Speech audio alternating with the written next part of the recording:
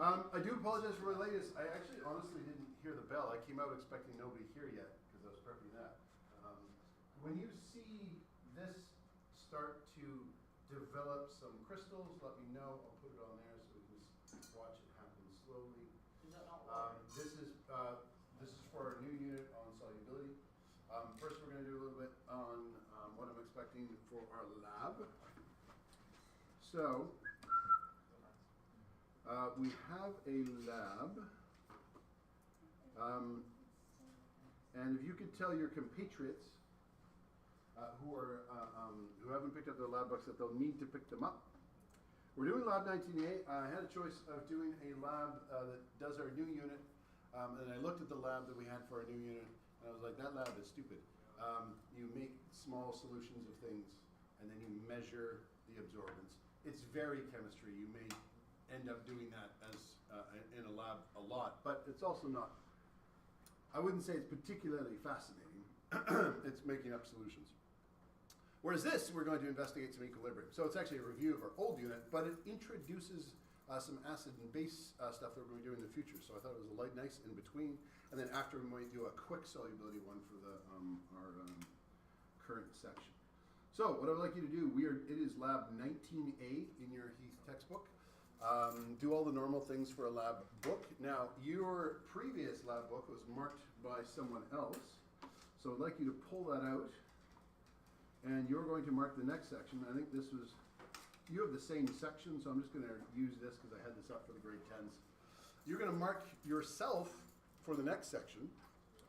And then when I get it, keep that piece of paper in there. What I'm going to look at when I get it in is a couple of things. One, did you fix the things that you needed to fix? So did you improve?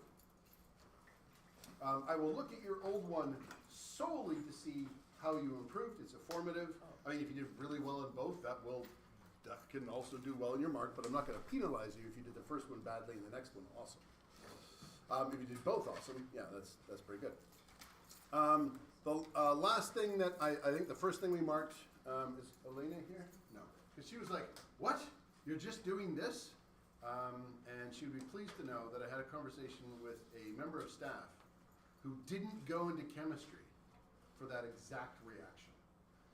He liked chemistry. He was in first year chem.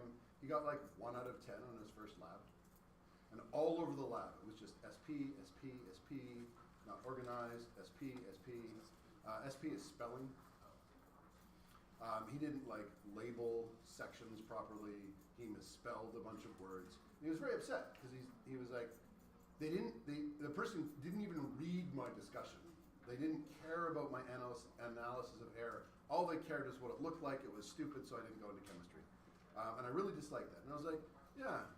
And also, apparently, you can't spell. I had the exact same experience. And the reason for that is in first year, everybody from every school in British Columbia, in a BC school, and all over the world comes in with a variety of backgrounds, and they essentially think of you as kindergarten children. You can't do anything right. You're probably going to get everything wrong, and you're probably going to waste their time and or break everything. So the only thing they're focused on in your first few labs is, can you communicate? And if you can't spell things, or you can't put things in a table, then you can't, and they don't really care anything about us. If you can, then they care. So we're going to treat that with the contempt it deserves, in that we're going to do that. The first one was formative. I want you to make sure you get it proper in the next one, you'll get some marks for it, and then we can focus on the observations. Because you just want to survive that experience, and it's not too hard to do. So the previous marker should do. So if the previous marker was just nice to you, that's bad, because you want to improve that. Because some things I'm going to expect you to go back and fix, like your name and date should be in full on the top of every page to use. If you were erasing before, that's not something you can fix now, but don't erase in the future. Everything should be in pen. You have your table of contents created, because now that you have a lab, there should have been a table of contents saying where it was. Pages are numbered sequentially from the very first page. If you made a mistake and you started numbering on your third page, then you just do something clever, like the first page is now 0A, 0B, 0C, until you catch up with 1. If you only labeled every other page, so 1 skip, 2 skip, then 1A, 1B. Just fix it, and then from there you can fix it as it's going. Neat and organized includes things like white space, so you're not going right up to the very bottom of the page and right up against the sides. It's readable, you can see sections. Sections are clearly labeled. That should have been marked out of 8 for the first time. The next part is your data in a table. Your observations should be in a table for an observation lab. And this one you're going to be making some observations. Some of those observations are just for color, so you might be able to pre-make the tables. If you're not sure, when you show up, your table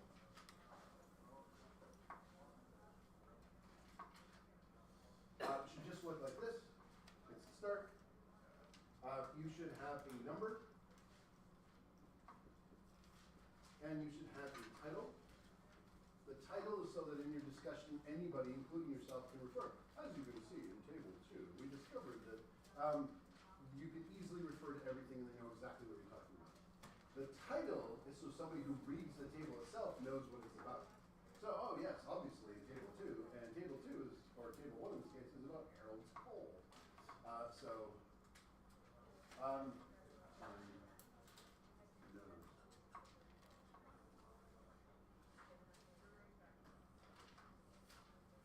1 minute. 30 milliliters. Now, if you know exactly the type of data that you're going to be taking, then you can pre-make your whole table if you know exactly what you're going to do, because you know how much space it's going to take.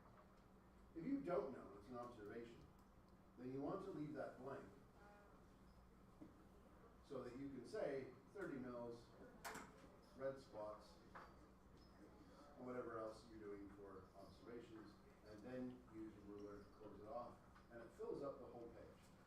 If you pre-made the table, and now you have to go over, that's messy and difficult to parse.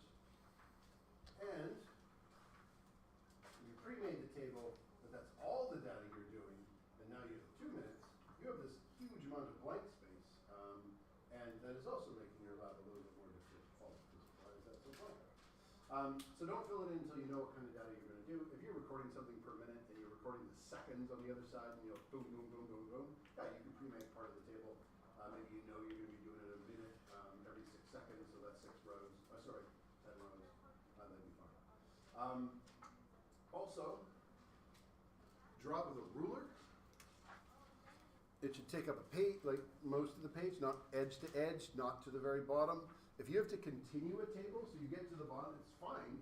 You start 3/4 down the page, you get to here, and you're like, oh my God, I'm going to run out of room. Stop it before the very end, and go continued on page.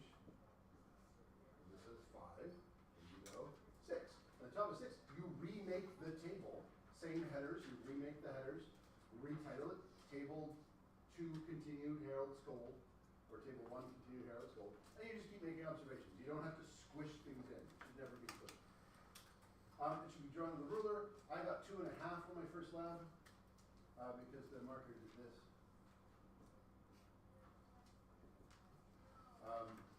I went over, and so I used my drafting experience after that to very carefully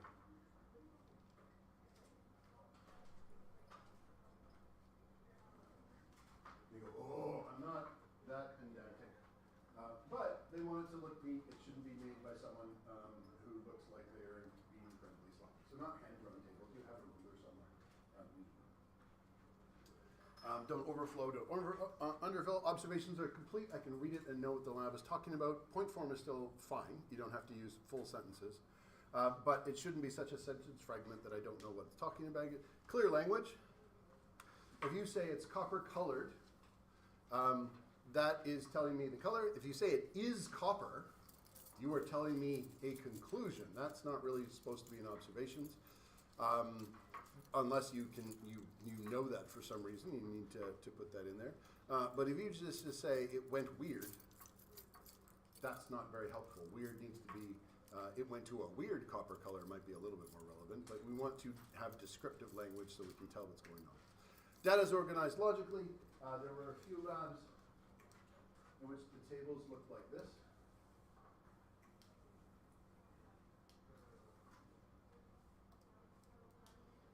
So observations were written,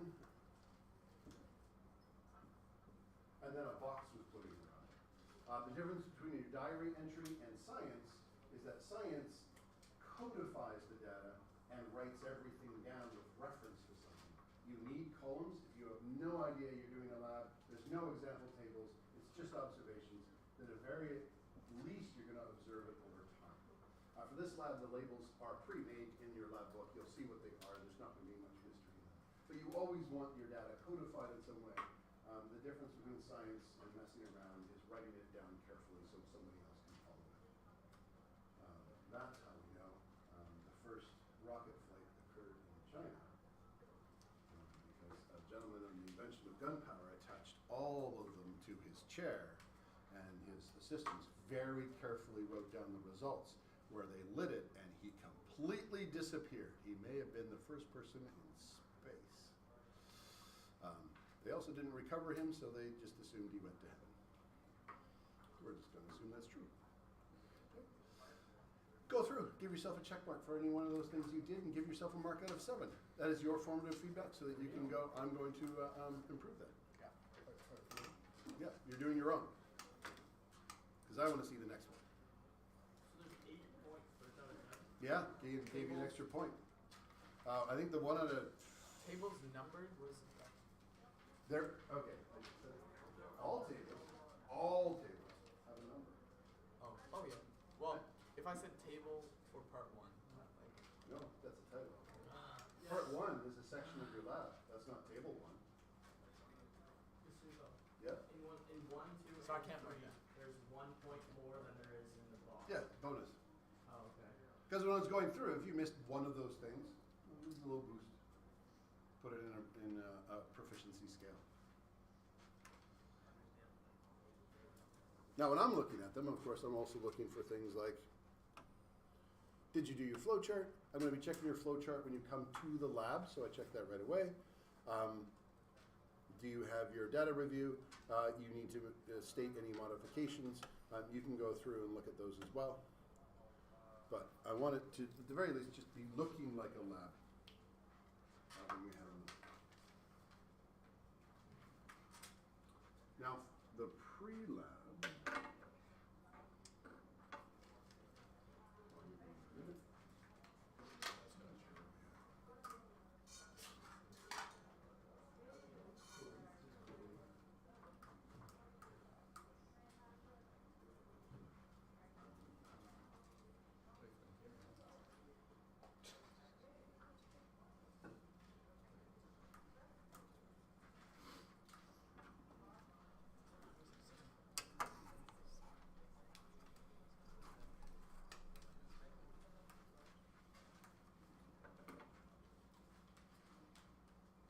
Anybody still need this up? So, our lab.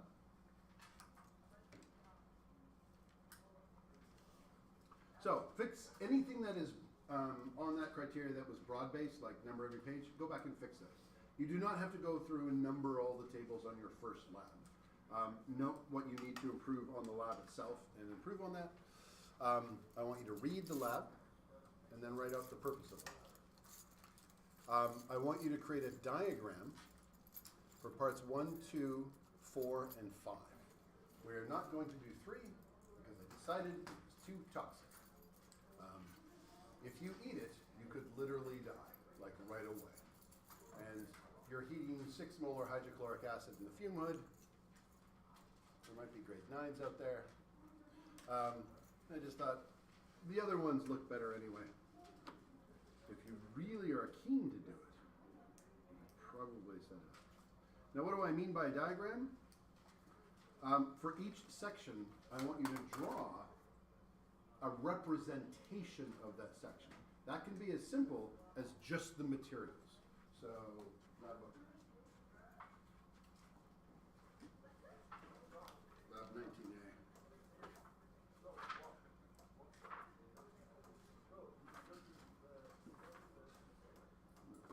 Pull it up. Oh well, might as well pull up our actual notes.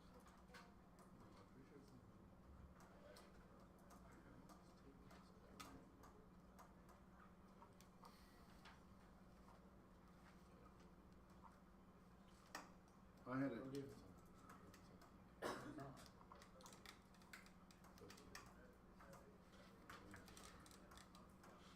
Okay, procedure, part 1.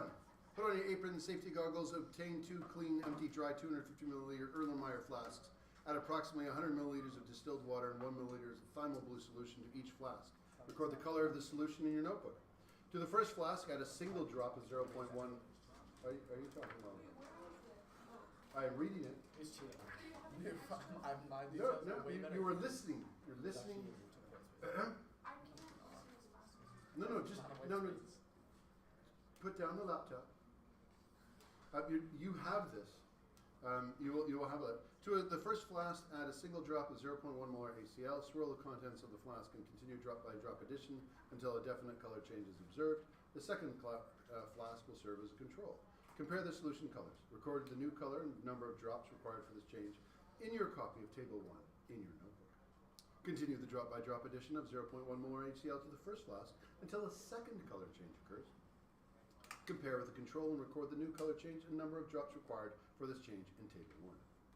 Now add 0.1 molar NaOH drop by drop in the first flask until a definite color change is observed. Record the color change and the number of drops required in your data table. Continue the drop by drop addition of 0.1 molar NaOH until the color changes again. Record the color change and number of drops required in Table 1. And what makes me most angry about that entire procedure is it mentions color several times, and this is the Canadian edition, and it spells it without ED. So, what does that mean? Well, you're going to make 2 flasks. They're Erlenmeyer flasks. So, at minimum, you would draw 2 Erlenmeyer flasks. You would label 1.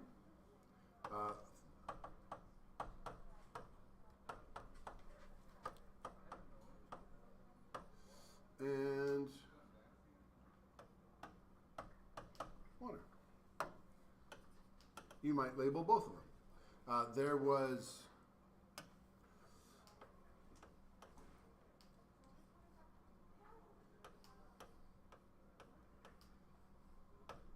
0.1 molar HCl, and there was 0.1 molar NaOH. It mentioned a medicine dropper.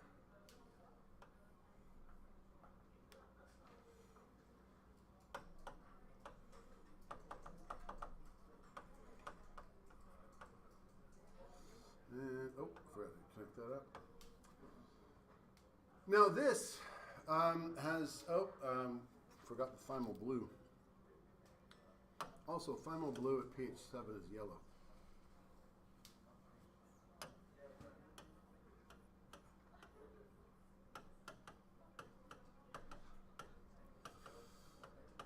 Some labs at university or high school will just have you rewrite the entire procedure. I have found, having done that several times, I can write out an entire procedure and remember none of it because I just rote writing can just go right through your brain if you're not really paying attention. But I'm going to ask you to draw it because at the very least, if you draw the materials, you'll be aware of each section, what's involved, and what you may have to do. There's a long history in chemistry, current and past, of drawing your reaction apparatus in your lab book so that other people can set it up in the same way. I think UBC still has a glass blower for making unique apparatus, so you never quite know what they were using. A lot of universities have now gotten rid of those as we have factories making more different kinds of glassware, but there still are a few because you can make some really, really unique stuff, and 3D printers is creating a whole new wave. You can 3D print, sorry, this is an aside, 3D print reactants in a reaction vessel as it's being made, so you can make reactions that otherwise you could never physically make with glass, because you can make them already in it. It is going to be amazing. Anyway, if that's all you do for each section, part 1, and then you have the pre-lab, that's fine. My drawing ability obviously is crap. I was told in biology, which is probably one of the reasons why I didn't go into pure biology, that my mosquito proboscis that I was drawing looked more ill than it needed to be. But as long I could do a little bit better job if I had it on a piece of paper and I took a little bit more care. But that will give you an idea of what you're going to do. I would label it on an empty flask. I did put an example on there for those who aren't here, I think. There we go.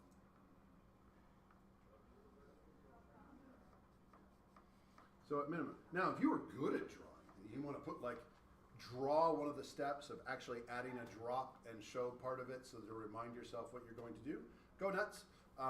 This is where your ability to draw can help. If you go into biology, they still draw creatures rather than just taking pictures, because drawing can add texture in a way that pictures can't. And so it is still considered an important skill. So just drawing the stuff. For each section in addition, this has reminded me, what do I want from your pre-lab? So a little diagram for each part so I know that you know what to do. Write out the equilibrium equation for each part, because you're going to be adding stuff. So knowing what the equation is so you can see what's being shifted back and forth will help. A couple of questions so you know the reasons for things. Why do you add thymol blue to both flasks? Do you remember why you add thymol blue to both flasks? But I'm only going to use one of the flasks. Set it out loud. Write the full equation between the hydrogen ion and the hydroxide ion, define spectator ion, and how might one reduce the amount of H plus to an equilibrium. And this equation might really help you with that. You do not have to write out the whole procedure. Put in your observations, start your first table, and then you're good to go. I'll check that when you come into the lab. It's not tomorrow, it's the day after, Saturday, I think, because today is Thursday. And then we'll start off on our next lab. Any questions? Okay. So this is homework. I'm not going to give you any other specific homework other than your normal Hebden you'd be doing as you go across. We're going to start a new section. Yes? I won't be here. That is sad, and you will have to make it up. So I will see what I can do. That means, now that I got to that point, where did I put the notes? Nope, that's your test. We get to that. I have almost marked all of the tests. There's a couple more, and then I just have to, put it in. If you have like samples, can you ask me about that? Yes, I'll also put it on the zip grade, and I'll be putting it into the mark books, like all the things you check. So like, can we ask me what we got this today? I won't be done like now, but if you happen to come by, it would probably be irritating, because I'll be trying to mark. Maybe tomorrow?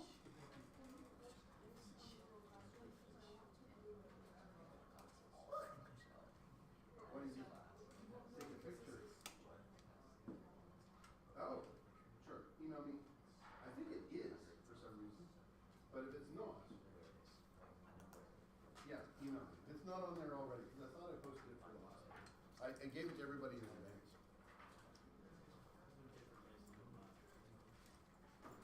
It's what? Is it formatted slightly differently, the one on there? Okay. Email me to remind me, because once I sit down, I'll forget.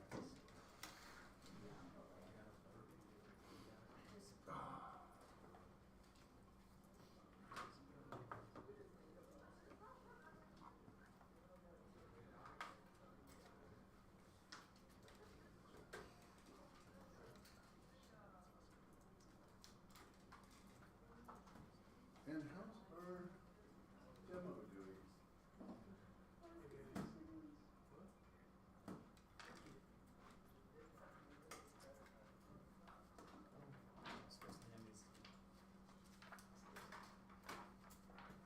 That might take a little too long to cool. We need to get some cold water or something. Is that thing heating it? This? No. Was the? No, it's just stirring it. So why is there steam coming out?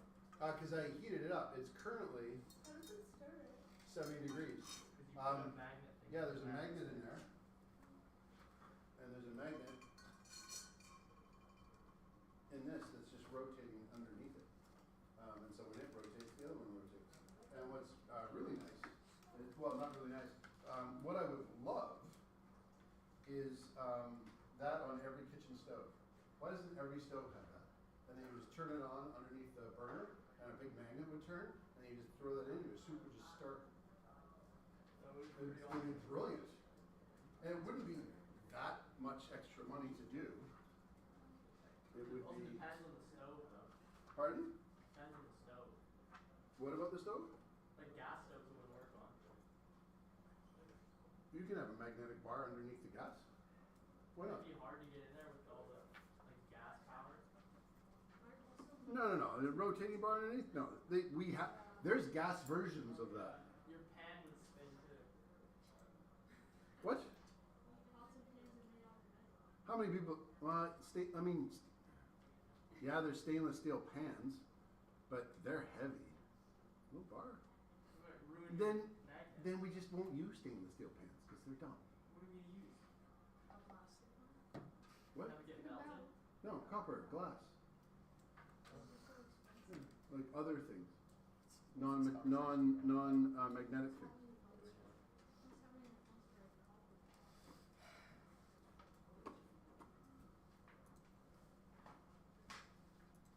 I want to make sure I don't forget any bits. We are OB.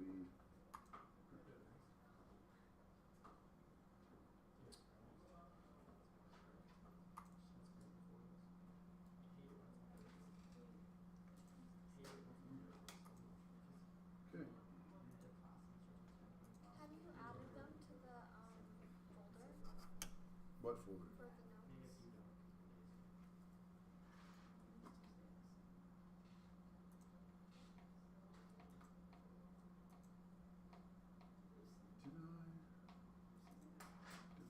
Did I may have made a copy, but I don't think I copied it over.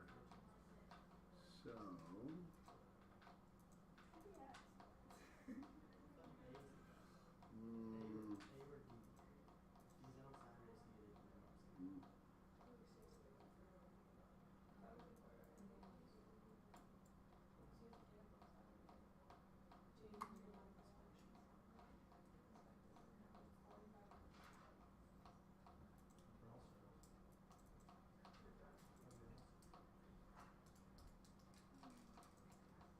classroom, F block, no, tab.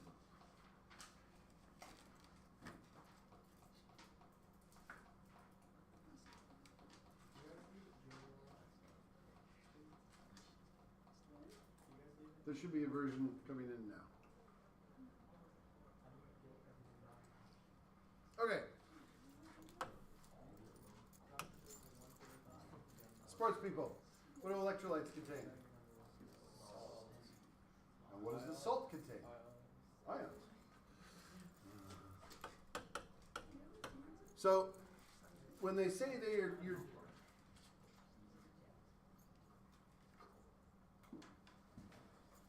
now we have the Isabel rule. Everybody has to take their phone and put it in the box.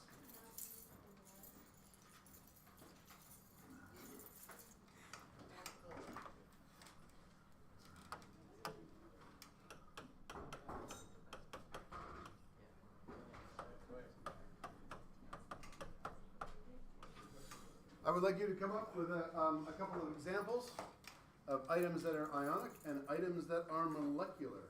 I am going to ask you. Let me go get that printing.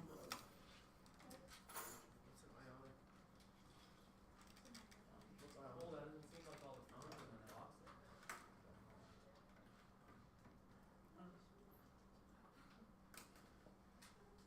Was that all?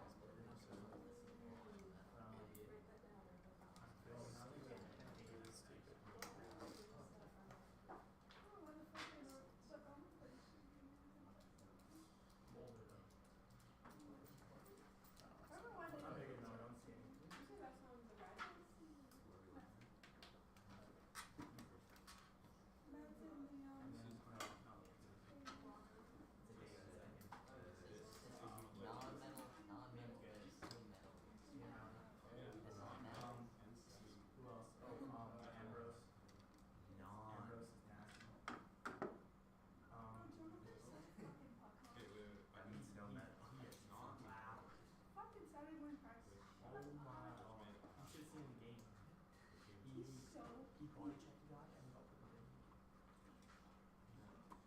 Like DN. Why? DN Rocket. Did that not work? And cool it, or else you get, like bench the rest of the day. John, I was told to cool it on like Tuesday. why, what did you do? Oh, oh, I oh, can't I find out cross-checked if her I and haven't she put in didn't my use password. it. Oh, And indeed, sometimes double they mine. don't come up. You read it because it was a Throw it again. What?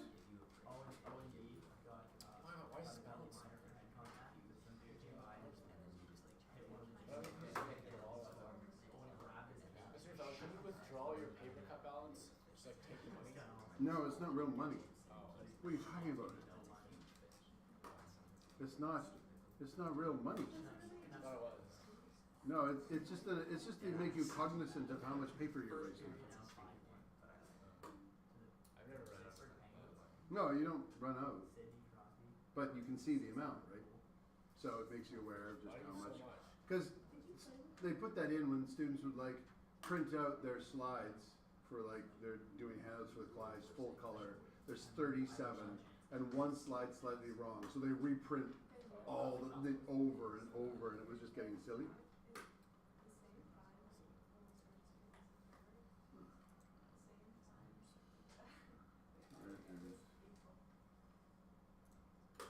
What did you say?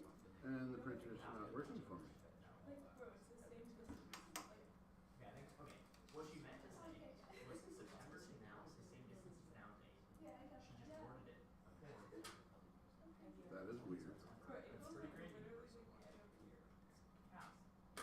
April, May, June. So how many months is it? Okay. Well, I guess I won't be doing that. April, May, June, basically. Okay. Start. Matt, an example of an ionic compound. Me? Yeah. Oh, water? No. Water would be an example of a molecular compound. So, ionic compound. Go. I don't know. Not off the top of my head. Copper sulfate. Copper sulfate would work, but now he can't use it. Okay, I don't know. You put me on the spot. Well, when I walked away, I said, come up with 3 examples. Okay, but like, come on. What you put on your food, Oh, salt. which is chemically called Sodium. Something. chloride. Well done. Chloride, there, nailed it. There you go. And I keep going around the room. Silver iodide. Silver iodide. Which one? Ionic. Ionic. Okay. Silver iodide's a nice one because I believe that's used in photography. For what?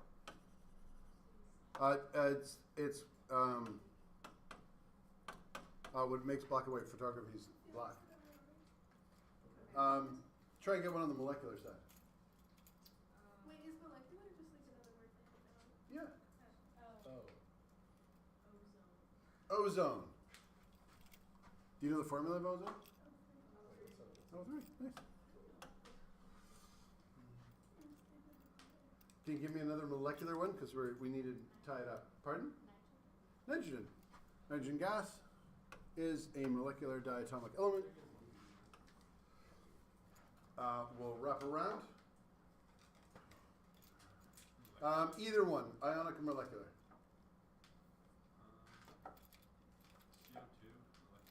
CO2, CO2.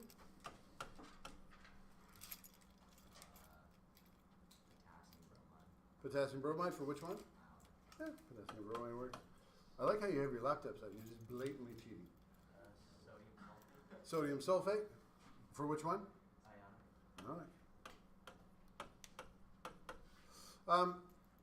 Nice covalent one. Just bromide gas? Yeah. Put that here with the elements. Oh, pretty cool. I understand. Oh, you did? Give me a nice covalent one, like a big covalent one. A big one? Yeah. Like something bigger than like Um. N2. Big Oh. one. Wait. I have a good one, but I forget what it's actually called. It's like It's the CH3O. What's that called? What's that called? Yeah, yeah. Two. It's CH. then it's like 2 O's. Yeah. Yeah, yeah. And then? H, and And an H. Yeah. What's that Ooh, called? Yeah. I'm glad you did that. That is acetic acid, Yeah.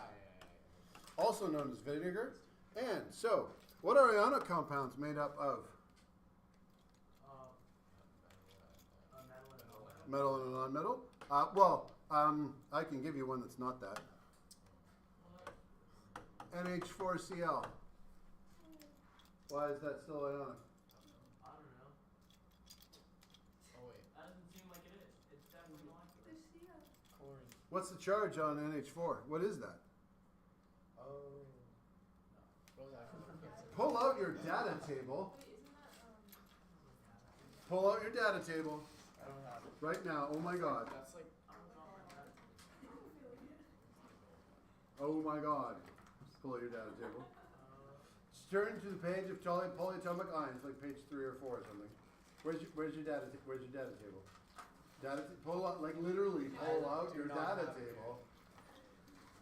I don't have my. I might give you one if you don't have it. Wait. I might give it to you with some force. That's too far away. That's 2 minus, isn't it? Is that right? Anybody else need a data table? Oh, yeah? What are we doing? Yeah. What page are Plus. you on? Okay, I'm ready. Ready to Oh, learn? it's colorful too. It's Yeah. black and white. It's ammonia. Actually, You it's got one? You need one? I'm better. You got one? Excellent. Yeah, I'm better than you. Ammonium chloride. And what is ammonium? Oh, because it's positive. Yeah. It's positive and then Yeah. it's negative. So Oh, so it's acid. I just went through this White, you're with the grade 10s. like everyone else. And the rule of thumb is metal and non-metal, but I'm also very, I like to emphasize, it's not metal and non-metal, it is cation and anion. Because it is a repeating positive and negative charge that goes on forever. They make crystals, and it just goes positive, negative, positive, negative, positive, negative. So NH4Cl clearly goes in this section. It is an exception. Most things that are positive turn out to be metals, but not all. Molecular, you can draw and it has a beginning and an end, it doesn't repeat. There are no ions. So if I was to do an ACl, it would be Na plus, Cl minus, Cl minus, Na plus, Na plus, Cl minus, and it would be etc. And it would just go on forever as big as the crystal is. Whereas if I'm drawing H2O, it is H to O to H. Remember your Lewis dot diagrams? We're not going to do Lewis dot diagrams, but it has a beginning and ending. This doesn't repeat. It is a distinct molecule. Acetic acid is an acid, but it is also covalent because its structure is C, H, H, H to C, double bonded to an O, to another O, to an H, and it has a Lewis diagram as well. These contain ions.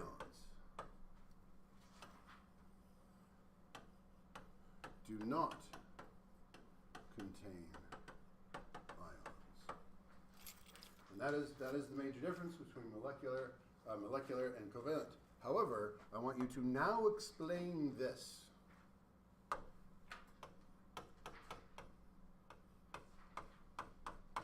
We all agreed, molecular or ionic?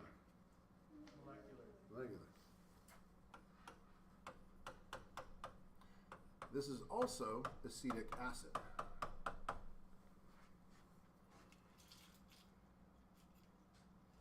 So it does that. And same with HCl.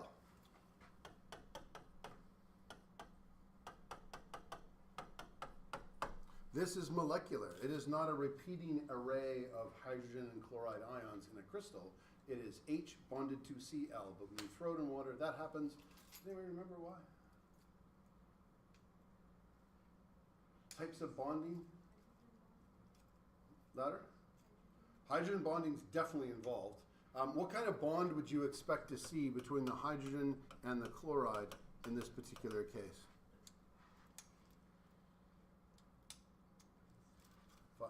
If I said the word electronegativity?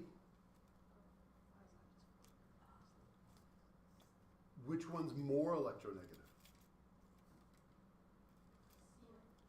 Chlorine. Chlorine is really negative. It's on the far side of the periodic table. If you remember trends, we're not going to redo trends. If you forgot it, it's fine. However, this side is slightly negative, and this side is slightly positive, and that is a polar bond. It is, in fact, so polar that water will hydrogen bond with it and rip it apart. So it can break the bonds. This process is known as ionization. Ionization is when you take something that is molecular and turn it into ions. Not to be confused with, can I move it like that? If I have NaCl,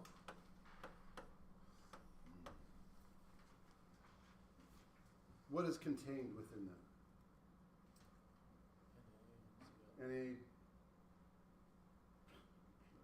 plus, Na plus, and Cl minus. So it already contains ions, is all I'm saying. I'm just saying it contains ions. So you have the ions, and you put it in water, and the ions also get ripped apart with hydrogen bonding in water. So you go from ions to separated ions. This is known as dissociation. It's not called ionization because they were already ions.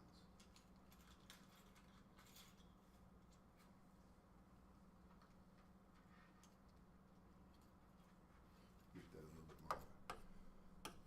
And the terms are roughly pedantic. I'm emphasizing it because students will get those two confused, and then your university professor will laugh at you, or your work will laugh at you, because clearly it's not ionization, because they were already ions. There's a difference between the two. Molecular things can be broken apart. So I want to make sure my printout of my notes didn't work, so I want to make sure I'm not forgetting anything. We got all that. Oh, yeah, we have to define all the things. From last year, define all the things. Just define all the things. I'm going to ask you in 2 minutes, each person, what is that thing? And while I'm doing that, what time does this class end? 45. I want that to start. It's not cold enough. It's not cooling fast enough. It's about 30 minutes. I'm going to go get some water and put it in a cold water bath.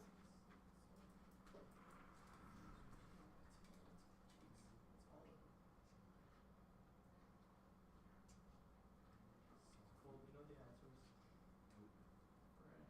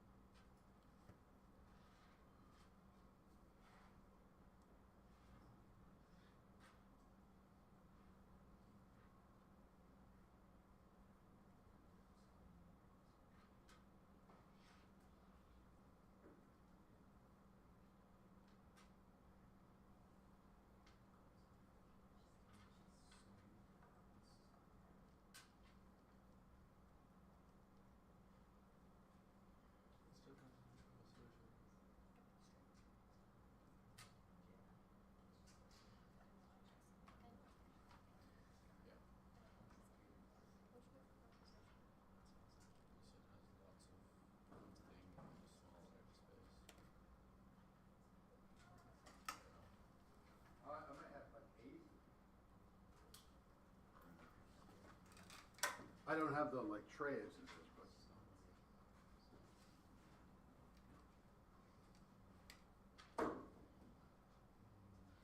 One, two, three, four, 5, 6, 7, 8, 9, 10, 11. How many we got? 1, 2, 3, 4, 5, 6, 7, 8.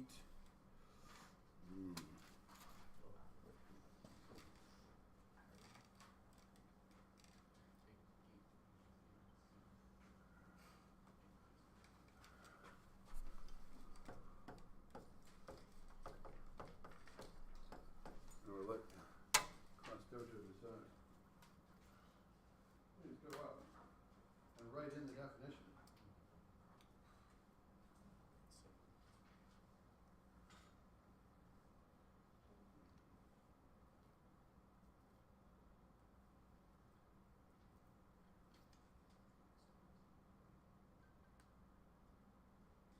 B, number 1, Matt, number 2, oh, Leah's not here.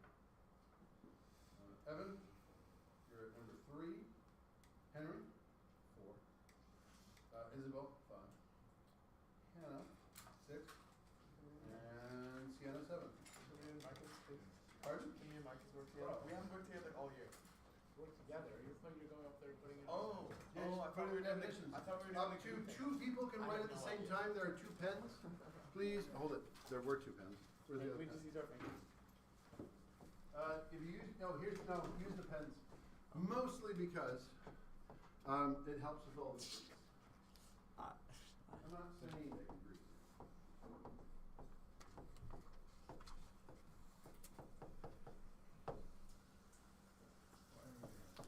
Salt. What's salt? What is salt? Yep.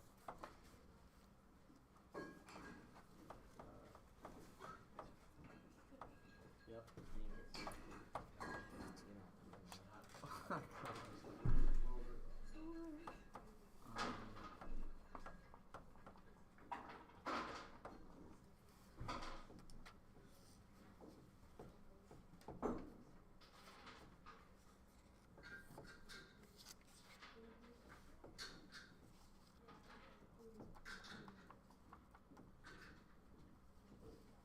Such a finicky demo.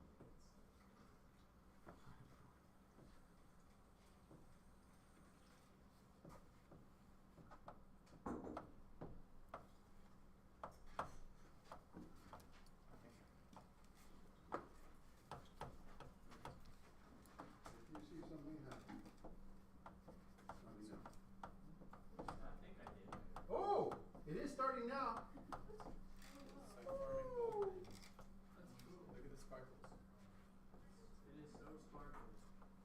Very sparkly. Chemistry. Obviously. Wow. So beautiful. It's so pretty.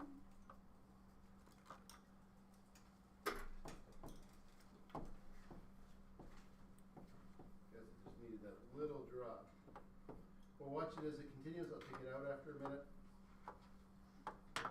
I like it because it's pretty.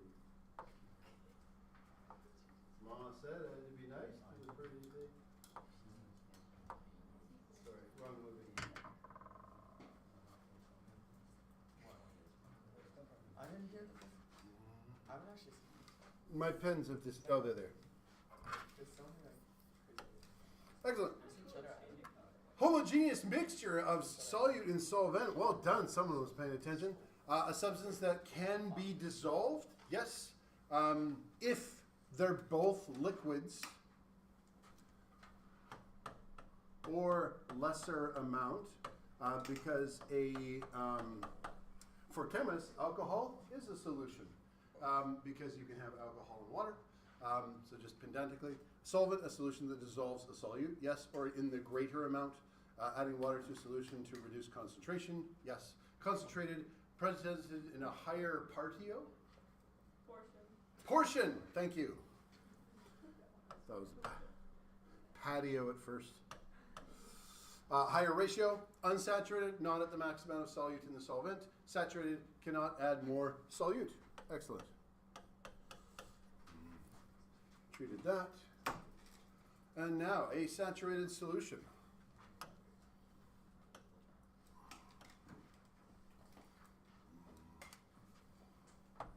Why is it because of yellow?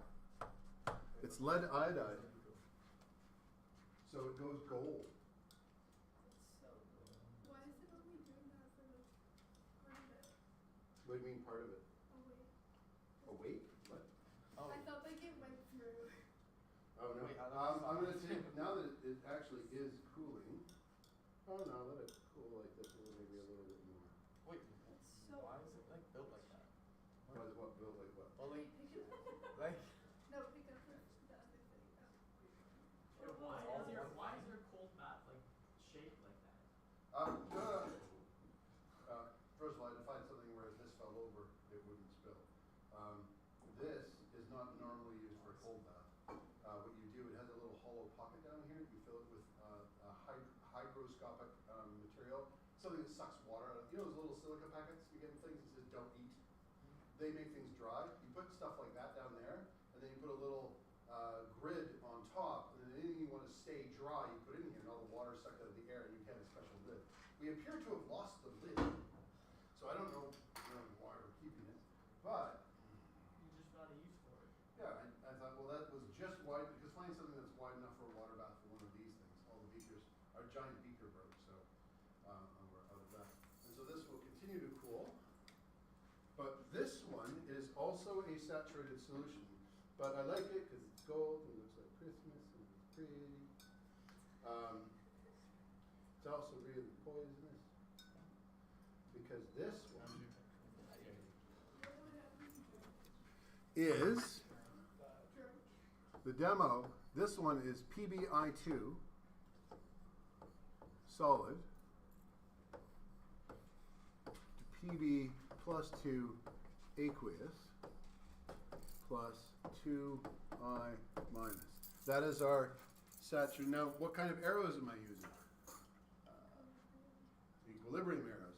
So this is in equilibrium. Now, what's changing such that more of it's coming out? Temperature? Temperature is going up or down. oh, It's getting colder. Sitting on here, it's going up. Oh, it's getting. I put it in a water bath is it not going up? with ice. Wasn't that So ice? it's So getting now it's warmer going up. now. Oh no, it's still, it was at 95 degrees Celsius before. It is still Oh. warm. It is going down. So it should still be going down in temperature. And as it's dropping in temperature, which way is this equilibrium shifting? Towards, Are we getting more solid or less solid? more solid. More solid. So if we are going down in temperature and it's going that way, is this an endothermic or exothermic reaction? And Endo. Because our heat term would be here. It's going down, it's shifting this way, we're getting more solid. This is the only thing that shifts the KQ. So our KQ is actually changing. So the amount that can be dissolved is changing. I made a saturated solution at a high temperature, and now I'm lowering the temperature so as concentrated as it could possibly be. And now that it's going down, it is having more solid come out. And because it's going down slowly, you get these very small crystals. And lead iodide is a beautiful yellow. I've shown it to you before where I just pour things together and it goes bright yellow. It's gunky. But if you form the crystals carefully, you get that very pretty sparkling, which is why it was used as paint for a long time, because the paint is very lustrous when you make this, and they paint the yellow ducklings with it and give it to the children, and they chew on it, and then they get lead poisoning, and then they grow up, and they get arrested because they're always angry because they had lead poisoning, and then we say it's because of how you were raised, and then we put them in jail, and the problem was solved.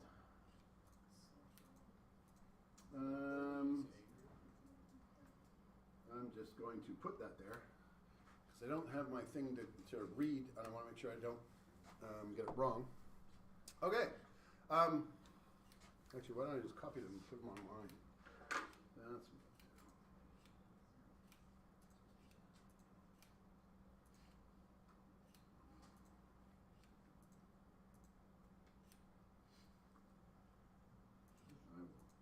speed this up. So,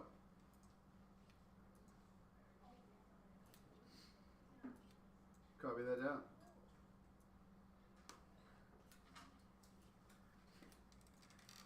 And I will just talk. Oh, that says crystallization, not yistalization.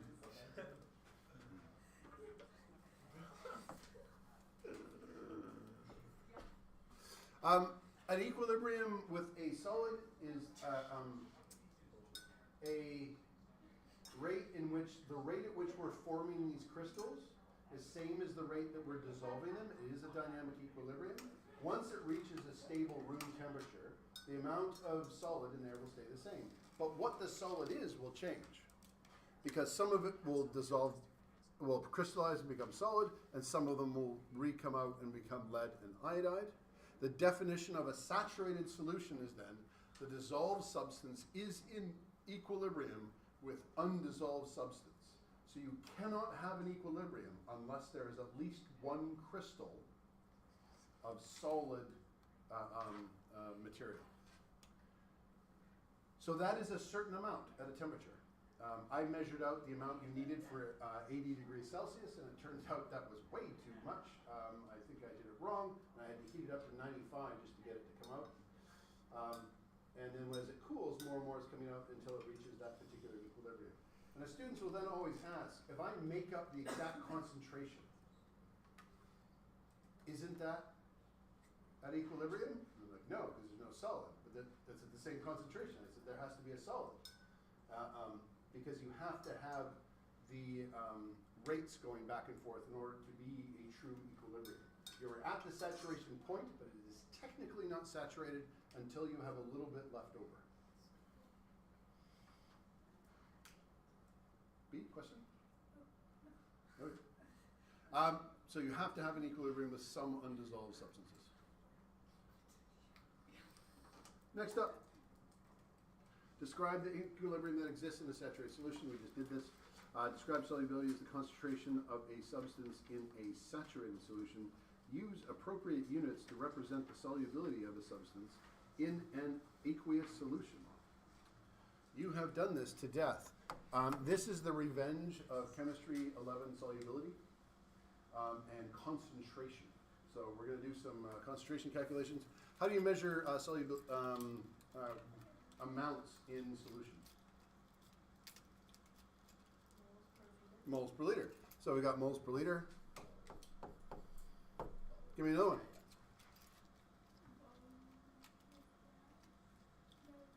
That would not be a solution. Moles per milliliter. What I well, a drop would be a certain amount. If you define the drop, it would work. When I look at the solubility, by the way, I'll never see the word moles for most of them. Pardon? Which stands for? No. I don't know. They don't give the concentrations because most people don't have access to mole scales. What do we have access to? Mass scales. So grams per mil is really common. Kilograms per liter. My personal favorite, because you were saying moles, and this is not on mass, but a lot of places will do millimoles per milliliter. And that's the same as moles per liter. I don't understand why they do that, but they do. It doesn't make sense. But it is a real unit. It does work. You'll get the same number. So kilograms per liter is like grams per mil. Yeah, I know. Yeah. Why would you ever use kilograms? Because sometimes where you're working dictates what you're doing. So if you're working in a mine, kilograms per liter makes sense. When you're in the lab, people like millimoles per milliliter because they're working with milliliters and it helps them visualize it. But they're the same units, yeah, and you can transfer them back and forth. Solubility is the maximum amount that can exist in a saturated solution. I'm going to go grab that off the other ones. I can't type it up. Pardon? How do you get one of those? A millimole? Yeah. It's just a mole divided by 1,000. Oh, like a milliliter. It's just a.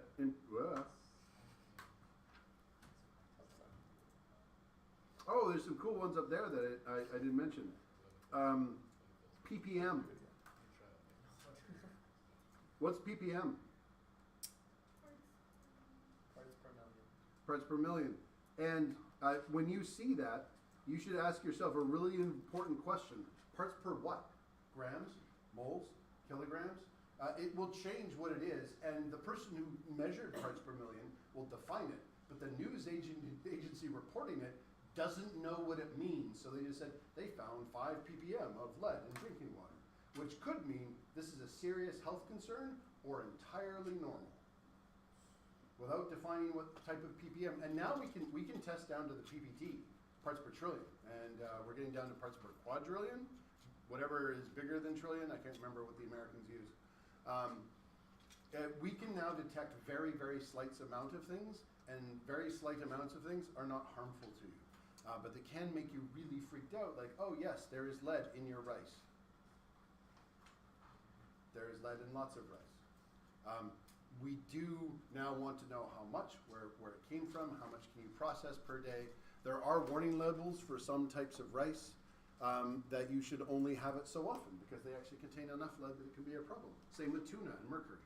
But other types, you'll hear that, oh, there's mercury in this water. Yeah, but it's so small you could drink it for 1 billion years and you'll never feel any effects. So the amount matters. Because this doesn't tell you the part. So this could be 1 gram per million grams. It could be 1 milliliter per million grams. They could switch up the units in any particular way that they wanted. Now, are we now at the point we can finally do a question? Yes. Haha.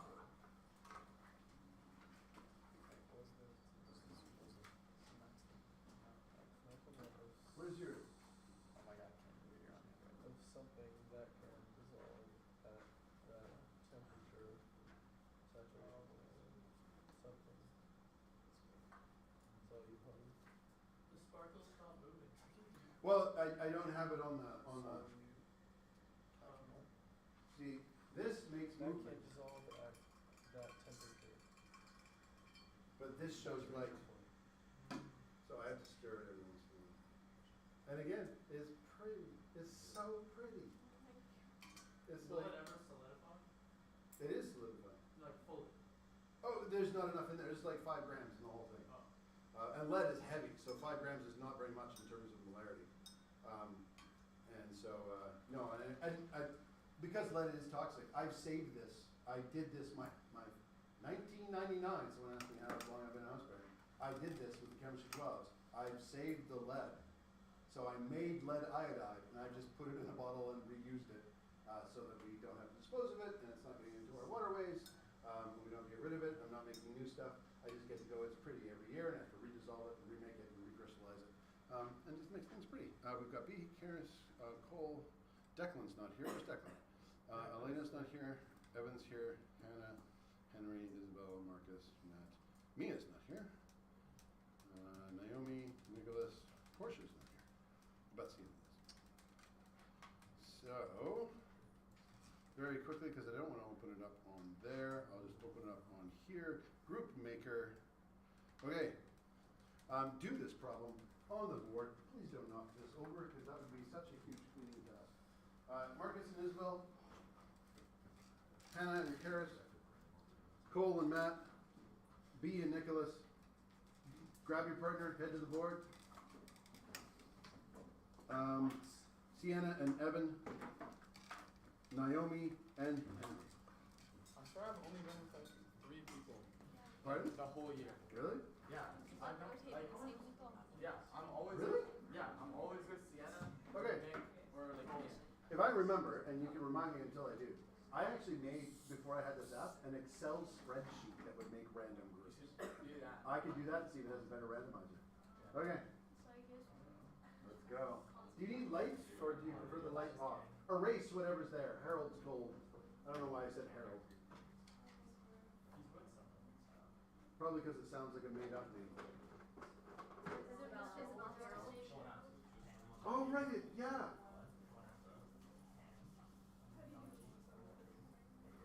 Well, to me, it sounds a bit like Fred. Like it used to be popular, and everybody was named Harry. And then all of a sudden, people stopped. Everybody was named Fred, and now if you This didn't kid's hear not, yo, Noah this kid's Fred. not in our class. Yo, what? He's stuck. Who is that? Ah, we have a friend. Irma. Yo, who was that? And we know Irma. That's a very. We have a Yuma. Yeah. I like Gertrude. I'm waiting for my first Gertrude. Figure it out, bro. That's such an old lady name. It's got to come back into style. Well, no. Because a little tiny Gertie would be 1 so meter cute. centimeter. Oh. I need the ability to. I need to have more babies. Where's your goose? I tried for Irma, but Ms. Hanley said no. I learned though, with Kirk I was able to do whatever I wanted. Because the secret is, what you say is, okay, we can't agree on the first name, but we all agree that this will be a middle name. And then it's yes. And then you go, well, while we're waiting to figure out what to call them, we'll just call them by their middle name while we're waiting. By the time Kirk was born, his name was changed because we could call him Kirk. Now his middle name is Kirk. Although now that I think about it, deceiving your spouse deliberately to get a choice of names is probably a really bad way to start a relationship. It was an accident when it happened. We just realized at the end it worked. And then sometimes they change their names. It's Ohio. Wilbur was furious because their name wasn't Pearl. It was Full. Like furious. Like angry. Like, I have so many names. Why didn't you name me Pearl?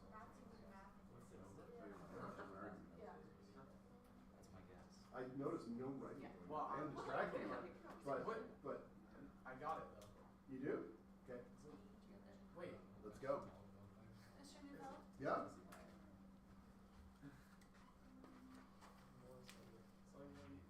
Like, Oh, keyword, like moles per liter? keyword. Molar. So moles per liter? That's just Molar solubility is moles per liter. Yeah. This is just a grade 11 It's question. like the easiest question. 79 exactly. There are some people that would need a little bit of review of Chem 11 going by the What's test. the I just gave everybody a test.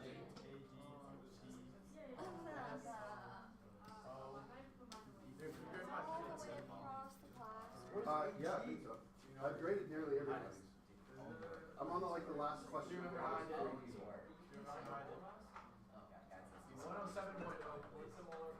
I dislike saying how people did, because for me as a teacher, it is emotional highs and lows. I'm like, why did you write this? I don't look at this. And I'm like, why? And I'm not looking at the name, because I'm just marking them one at a time. And I'm like, oh. And sometimes after I mark it, I'll look at it and I'm like, I know you know that. That happened with me. Do you ever look at them and go, expected? Yeah, all the time. I go like, knows it. No, like Fantastic. expected that they got it wrong. Oh. Sometimes. After I've seen their head. Evan. Captain. What? What? You can't be Hebden captain. You didn't do your Hebden. Okay, well I'll hand it in tomorrow and I'll get extended class. 107.9. I should take nominations for a new Hebden. No. 148. No. I've been doing my job too. 235. Okay, so 1, 4, 9, 6, What is it? 2. Okay, you have to take. Okay, divide this by this. 5.6 divided by 235. 107 plus 0, 0. That's 107. Oh, you guys just switched. No, wait. Or wait, you 2, guys 1. That's moles divided by the liters. 1 liters divided by 1.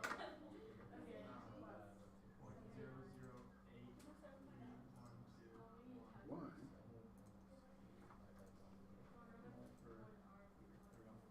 Bang. Mr. Neufeld? Yep.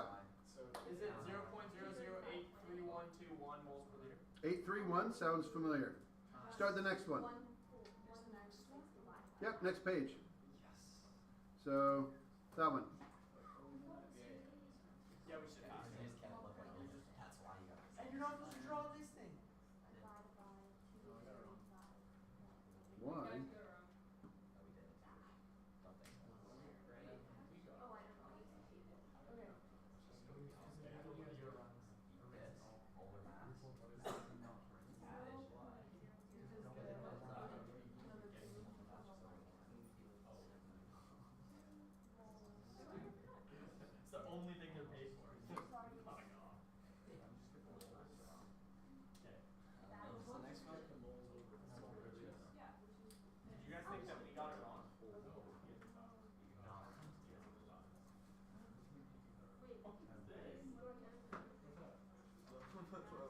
develop this new reach out.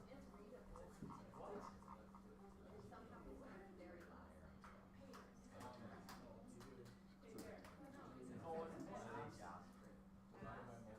What, where is that one?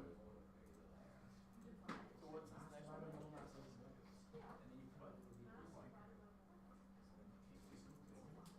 You know he has a white caps? No, he has white caps. The white caps lose out. Okay, but like at their games. Why is this crashing? No. They say the first minute.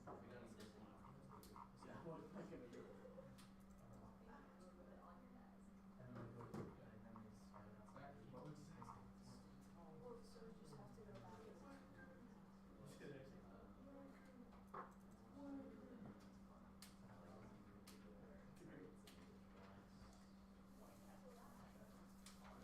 So what answer do we have for the first one?